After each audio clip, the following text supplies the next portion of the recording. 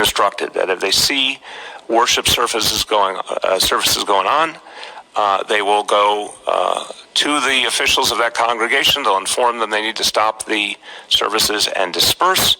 If that does not happen, they will take additional action up to the point of fines and potentially closing the building permanently. One issue that has come up is once you do have a vaccine, how do you properly distribute it? How do you get it out quickly to Well, when we have the vaccine, we have the military all lined up, and the military is going to be doing it in a very powerful manner. And the military is going to be doing it in a very powerful manner. These are people that don't usually do vaccines. They do soldiers and they do lots of other things that frankly are more difficult. But we have our general, and logistically he's all set.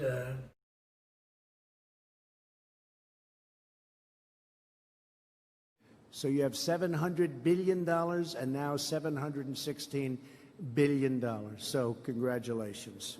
With this new authorization, we will increase the size and strength of our military by adding thousands of new recruits to active duty, reserve and National Guard units, including 4,000 new active duty soldiers.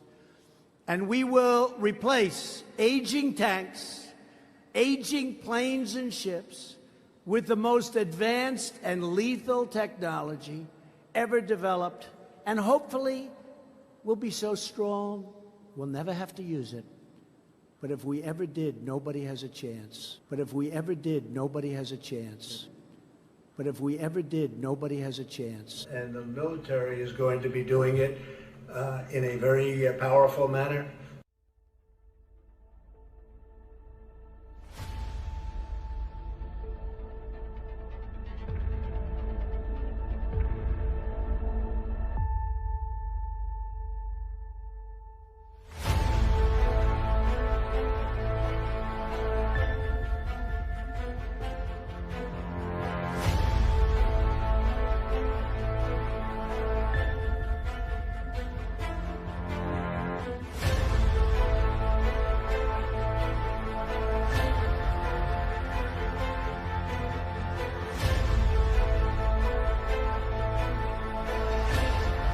Why I did that. I made deals with the devil in order to get that done, because we had to improve our military. Our military with deals with the devil in order to get that done, because we had to improve our military. Our military with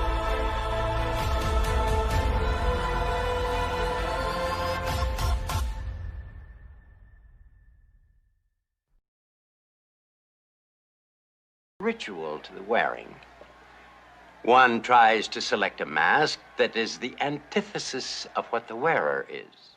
Father, you don't mean we have to wear these ugly things? You shall wear your masks until midnight. If any one of you should take them off, from my estate you shall each receive train fare back to Boston, and that's it. Are you feeling weaker, Father? At last, a note of hope in your voice, Emily. Why must you always say such miserable, cruel things to me? Because none of you respond to love. Emily responds only to what her petty hungers dictate. Wilfred responds only to things that have weight and bulk and value. And Paula there lives in a mirror. The world is nothing to her but a reflection of herself and her brother. Humanity to him is a small animal caught in a trap to be tormented. Without your masks, your caricatures.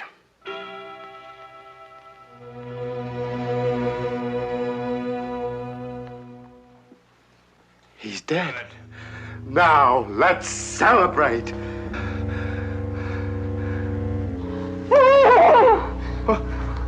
What's the matter? What's the matter with you all?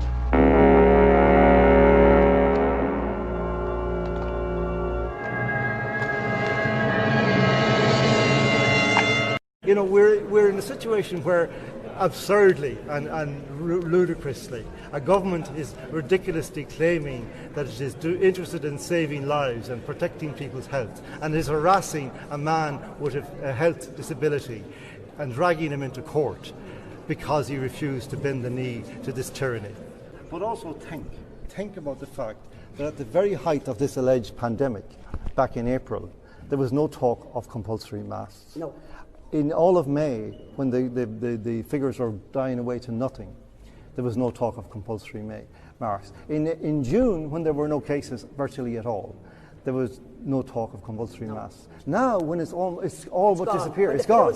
It's gone. They are now bringing in compulsory masks. And the reason for that is they need visible evidence of terror. Yes. They need to create a visibility of the terror that they want to inculcate in the people. And that's why this is so important to them. These are really sinister people we're dealing with now. These are people that we previously thought of as people of our own kind, these politicians. But we have to start thinking of them now as alien beings, as hostile beings to the Irish people. They are the enemies of the Irish people. Clearly they are intent, because the mask is a way of denying the very human face of the person. It is a way of taking away the individual, unique humanity of each person and turning us all into zombies and restoring us to a kind of animal state, so that we no longer will look at each other coming down the street as Tom or Mick or Mary, my friend, my sister, my brother, but instead as a festering mess of bacteria and viruses, which is a danger to my health. Oh! You know, I have to get out of the way. This is what they are turning the human person into. With this whole thing. And I'm not saying that our people are responsible for thinking this up. They don't have the brains for that or anything. But this is what they're implementing. This is the thinking behind it, to destroy the spirit of the human person, the individuality, the personality, the conscience, the character of the human person. That is what this project is about. Greater love hath no man than this, that a man lay down his life for his friends. Ye are my friends, if ye do whatsoever I command you.